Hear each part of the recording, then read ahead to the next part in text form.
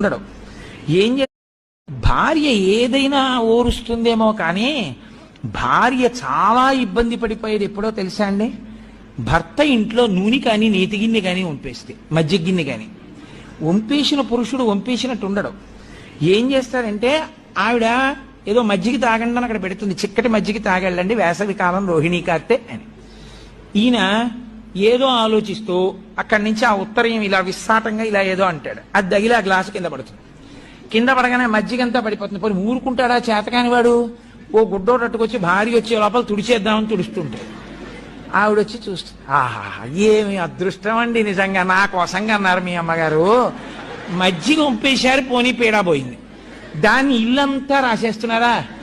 ఇప్పుడు ఆ వెన్నలో కాలేస్తే మజ్జిగ ఒలికిపోతే ఏ బియ్య పిండో వేసుకుంటారు, వేసుకుని ఒత్తేసుకోవాలి. నూనె ఒలికిపోయినా అంతే, నెయ్యి ఒలికిపోయినా అంతేకాని దాన్ని నేల నిండా రాస్తే